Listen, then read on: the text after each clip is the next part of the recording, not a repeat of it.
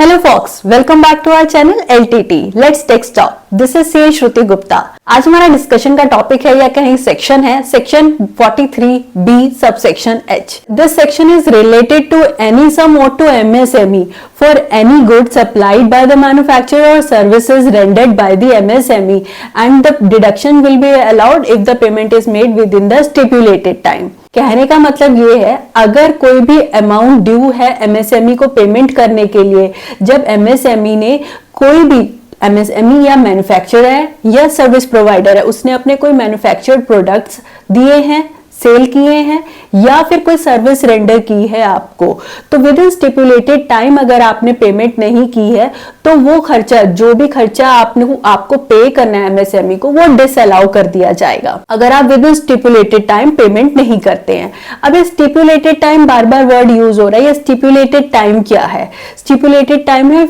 With in 15 days और 45 days. अगर तो आपका असेसी के साथ, एमएसएमई असेसी के साथ कोई अग्रीमेंट हुआ है, जो भी स्टिपुलेटेड टाइम होगा उस अग्रीमेंट में लिखा होगा. अगर अग्रीमेंट नहीं हुआ है तो दैट इज 15 डेज, मतलब 15 डेज के अंदर अंदर आपको पेमेंट करनी होगी एमएसएमई को, अगर आपको वो खर्चा अलाउ करवाना है. अगर आपने वो विद इन 15 डेज पेमेंट नहीं की तो वो खर्चा सारा डिसअलाउ हो जाएगा और उस टाइम में अलाउ होगा जब आप उस खर्चे की पेमेंट करेंगे एमएसएमई को. अब नेक्स्ट पॉइंट आता है जो हमने किया था 45 डेज. अग्रीमेंट हुआ है आपके बीच में और एमएसएमई के बीच में, और उसमें जो भी स्टिपुलेटेड टाइम है that will be the stipulated time, but that time should not exceed 45 days. Suppose करते हैं मेरे और आपके बीच में एक अग्रीमेंट हुआ है, आप एमएसएमई हैं, मगर उस अग्रीमेंट में 90 डेज आप स्टिपुलेटेड टाइम देते हैं, तो हमारा जो स्टिपुलेटेड टाइम होगा इनकम टैक्स पर्पसेस के लिए वो होगा 45 डेज. आपको 45 डेज के अंदर अंदर पेमेंट करनी होगी. मतलब मुझको अगर वो खर्चा पूरा क्लेम करना है, मुझे आपको 45 डेज के अंदर अंदर पेमेंट करनी होगी. अब जो 31 मार्च आ रही है तो आपको देखना पड़ेगा हमारी कितनी ट्रांजैक्शन एमएसएमई के साथ हुई है, किनके में 15 डेज और 45 डेज एक्सीड कर गए हैं तो उनको पेमेंट करना होगा. Otherwise that expense will be disallowed, और वो तभी अलाउ होगा एक्सपेंस जिस साल में आप पेमेंट करेंगे. तो अगर मैं बात करती हूँ फॉर द फाइनेंशियल ईयर 23-24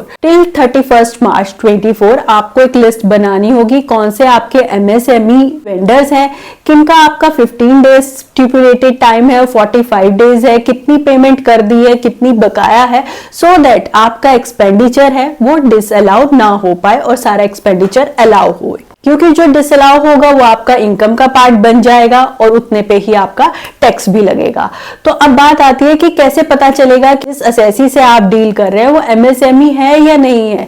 ये आपके ऊपर ही, जो भी परचेज कर रहा है जिसको पेमेंट करनी है उसी की ये रिस्पॉन्सिबिलिटी है कि आप सामने वाले से एक डिक्लेरेशन मांगे या उन्होंने जो इनवॉइस अपने दिया है उस पर एमएसएमई का नंबर, रजिस्ट्रेशन नंबर लिखा हुआ है या नहीं.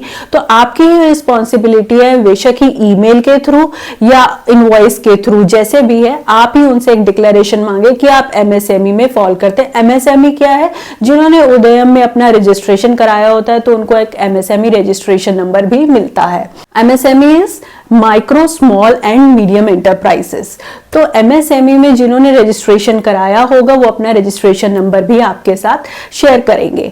अब यहाँ पे एक बात और है जो ध्यान देने वाली है, ये वाला सेक्शन 43B सबसेक्शन H, जिसमें स्टिपुलेटेड टाइम के अंदर अंदर हमें पेमेंट करनी होगी, किसके लिए? For the purchase of goods from manufacturer और services receive from the service provider. यहाँ पे जो एंटरप्राइजेस हैं उसमें कहीं भी ट्रेडर्स की बात नहीं आ रही है. अगर आपने किसी ट्रेडर से डील किया और वो एमएसएमई में भी रजिस्टर्ड है तो उनके लिए ये 15 डेज और 45 डेज का क्लॉज एप्लीकेबल नहीं होगा. ये सिर्फ और सिर्फ अगर आपने गुड्स परचेज किया है मैन्युफैक्चरर से या फिर सर्विसेज ली है सर्विस प्रोवाइडर से, तो उसी केस में ये 15 डेज और 45 डेज का क्लॉज एप्लीकेबल होगा. और इन केस आप with in the stipulated time अगर पेमेंट नहीं करते हैं तो आपको एमएसएमई को इंटरेस्ट भी पे करना होगा, which is equal to 3 times the banks interest rate. मतलब जो भी बैंक का इंटरेस्ट रेट चल रहा है उसका 3 टाइम्स आपको वो इंटरेस्ट पे करना होगा, which is required to be compounded monthly. Monthly compounding करके, तो it's a very huge amount.